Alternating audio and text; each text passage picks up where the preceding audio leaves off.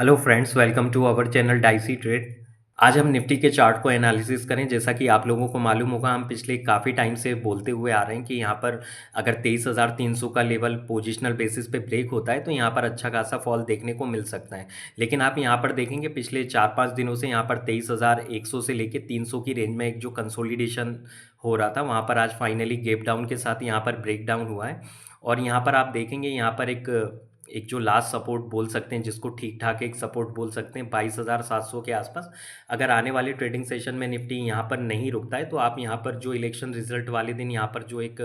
1300 से लेके 1400 पॉइंट का एक जो फॉल देखने को मिला था, तो निफ्टी पोजिशनल बेसिस पे यहाँ पर भी अपने लेवल को एक बार टेस्ट कर सकता है। और यहाँ पर आज देखेंगे ये जो डिसेंडिंग ट्रायंगल पैटर्न का जो ब्रेकडाउन हुआ है, यहाँ पर आज के ट्रेडिंग सेशन में लगभग अपने एक सपोर्ट ज़ोन के आसपास तो आ चुका है। लेकिन इसी के साथ अगर आप आरएसआई को इसको कोरिलेट करके देखेंगे यहाँ पर, तो यहाँ पर भी एक डाउन ट्रेंडिंग चैनल का जो एक फॉर्मेशन हो रहा है। तो यहाँ भी अभी भी देखा जाए तो आरएसआई की जो अभी की हाल फिलहाल जो रीडिंग है, जो 35 के अराउंड चल रही है, तो यहाँ पर जो एक बोल सकते हैं कि जहाँ पर निफ्टी आके ओवरसोल्ड हो सकता है जो 30 की रेंज में, तो यहाँ पर भी अभी आने में काफ़ी टाइम है। और अगर आने वाले ट्रेडिंग सेशन में यहाँ पे प्रॉब्लम ये हो सकती है कि 22,700 का सपोर्ट लेवल अगर ब्रेक कर देता है निफ्टी, तो यहाँ पर निफ्टी के पास कुछ अच्छा खासा यहाँ पर मेजर सपोर्ट नहीं है। यहाँ पर फिर आप आने वाले दिनों में निफ्टी को बड़े आराम से 22,000 तक आता हुआ देख सकते हैं। जैसा कि आप सब लोगों को मालूम होगा, हमने लास्ट वीक में यहाँ पर निफ्टी के वीकली चार्ट को भी एनालिसिस किया था और यहाँ पर डिस्कस किया था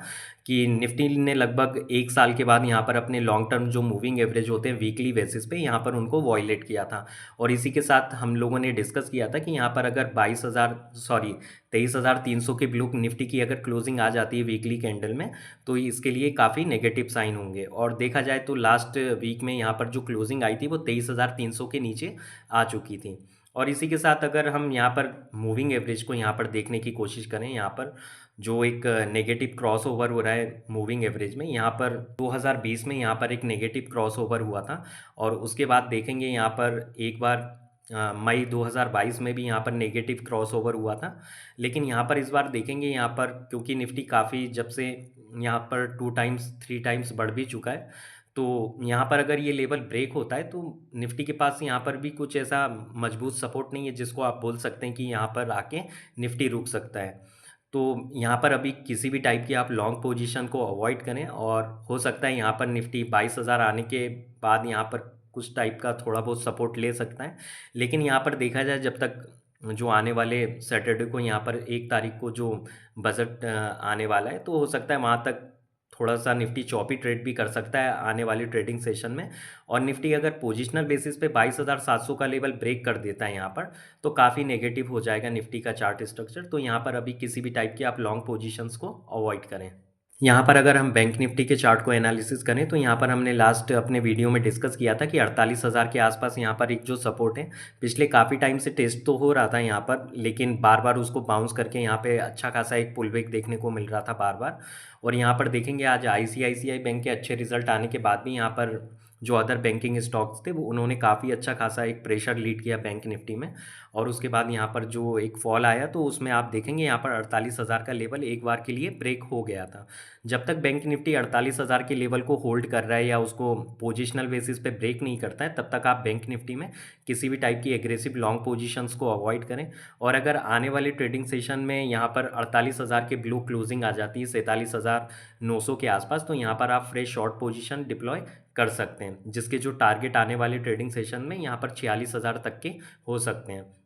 और इसी के साथ अगर आप यहाँ पर देखेंगे इस चार्ट को, तो यहाँ पर जो इलेक्शन रिजल्ट वाले दिन यहाँ पर जो एक 4,000 पॉइंट का फॉल आया था, लगभग बैंक निफ्टी वहाँ से ज़्यादा दूर नहीं बचा है। यहाँ पर देखा जाए मोटा मोटी तौर पे, तो यहाँ पर 2 से 3,000 पॉइंट ही बचा है। हो सकता है यहाँ पर जिस हिसाब से अदर बैंकों के जो चार्ट स्ट्रक्चर है नेगेटिव काफ़ी,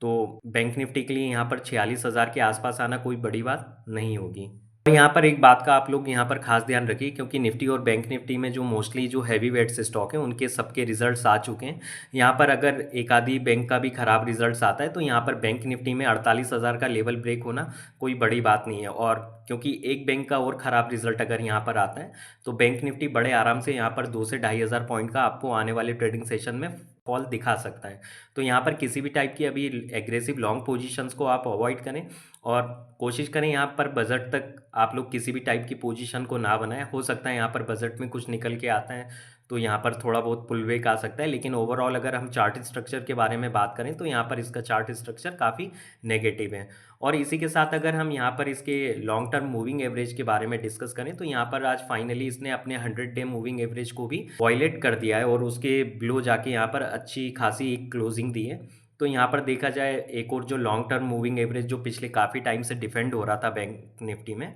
तो आज उसको भी वायलेट कर दिया है, जो कि बैंक निफ्टी के लिए काफ़ी नेगेटिव साइन है।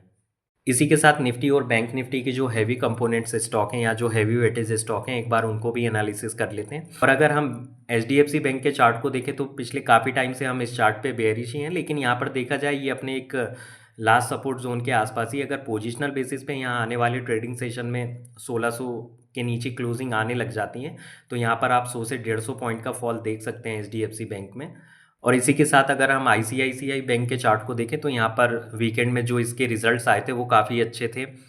अकॉर्डिंग टू मीडिया रिपोर्ट्स के अकॉर्डिंग, क्योंकि देखा जाए तो रिजल्ट्स में इतनी कुछ वाव सरप्राइज तो नहीं थे यहाँ पर। और देखा जाए ये अपने लगभग एक लास्ट सपोर्ट जोन के आसपास से ही बाउंस हुआ है, क्योंकि यहाँ पर आज इसके रिजल्ट्स का जो भी पुलबैक आप लोगों को देखने को मिला ये लगभग अपने लास्ट सपोर्ट जोन के आसपास से ही बाउंस हुआ है। और अगर यहाँ पर भी आने वाले ट्रेडिंग सेशन में 1200 रुपये का लेवल ये ब्रेक करता है तो यहाँ पर इसके लिए भी काफ़ी नेगेटिव हो सकता है। यहाँ पर भी आपको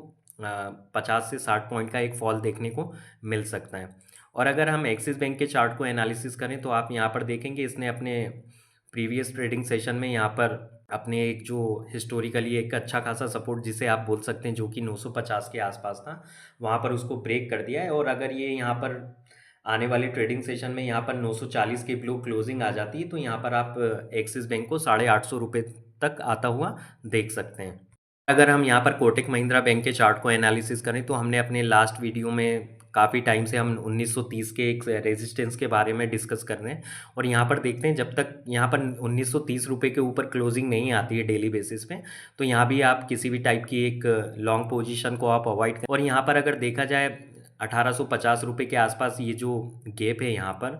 1800 से लेके 1850 के आसपास यहाँ पर जो एक 50 से 60 पॉइंट का जो गैप है, हो सकता है अगर यहाँ पर 1860 रुपये का लेवल अगर ब्रेक होता है तो यहाँ पर आपको 50 से 60 रुपये का एक फ्री फॉल देखने को मिल सकता है, क्योंकि गैप कभी ना कभी तो फिल होना ही है। तो अगर आने वाली ट्रेडिंग सेशन में ये लेवल ब्रेक होता है एक बार और तो यहाँ पर आप 1800 तक आता हुआ कोटक महिंद्रा बैंक को देख सकते हैं। और इसी के साथ अगर हम एसबीआई चार्ट को एनालिसिस करें तो यहाँ पर आप देखेंगे 725 रुपये के आसपास ही ये पिछले काफ़ी टाइम से कंसोलिडेट हो रहा है और यहाँ पर ये भी एक लगभग लास्ट सपोर्ट है। अगर इसके भी रिजल्ट्स कुछ ख़राब आते हैं यहाँ पर और ये पोजिशनल बेसिस पे 730 रुपये का लेवल ब्रेक कर देता है यहाँ पर, तो यहाँ पर भी आप एसबीआई बैंक को यहाँ पर 650 रुपये तक के लेवल पे आता हुआ देख सकते हैं। और यहाँ पर अगर हम रिलायंस के चार्ट को डिस्कस करें तो हम पिछले काफ़ी टाइम से हमने डिस्कस किया था यहाँ पर कि 1322 रुपये के आसपास यहाँ पर एक अच्छा खासा स्ट्रॉन्ग रेजिस्टेंस है और यहाँ पर अब ये उसी अपनी जो एक कंसोलिडेशन रेंज होती है ये वहाँ पर आ चुका है। अगर यहाँ पर भी 1220 रुपये का अगर पोजिशनल बेसिस पे यहाँ पर ब्रेक डाउन होता है तो यहाँ पर भी आप इस स्टॉक को 1100 रुपये तक आता हुआ देख सकते हैं। और इसी के साथ अगर हम इन्फोसिस के चार्ट को एनालिसिस करें तो इसने फिर से अपने जो एक ट्रेडिंग रेंज में जो एक रेंज बाउंड ट्रेड करता है 1900 से लेके 1850 के लेवल पर, तो यहाँ पर इसने उसका ब्रेकडाउन दे दिया है। तो यहाँ पर देखते हैं यहाँ पर इसके पास स्ट्रॉन्ग सपोर्ट तो है, लेकिन यहाँ पर भी अभी आप किसी भी टाइप की लॉन्ग पोजीशन को अवॉइड करें। और यहाँ पर अगर देखा जाए इन्फोसिस और टीसीएस के चार्ट को अगर हम एनालिसिस करें तो यहाँ पर आप देखेंगे ट्रंप के आने के बाद अगर H1B वीज़ा को लेके कुछ इशू यहाँ पर आता है तो यहाँ पर आप अच्छा खासा इम्पैक्ट आप लोगों को देखने को मिल सकता है। तो हम पिछले काफ़ी टाइम से आईटी सेक्टर पे आपको किसी भी टाइप की पोजीशन लेने के बारे में मना ही कर रहे हैं, तो यहाँ पर आप किसी भी टाइप की लॉन्ग पोजीशन को अवॉइड करें। और यहाँ पर अगर आप टीसीएस के चार्ट को देखेंगे तो यहाँ पर ये पिछले काफ़ी टाइम से एक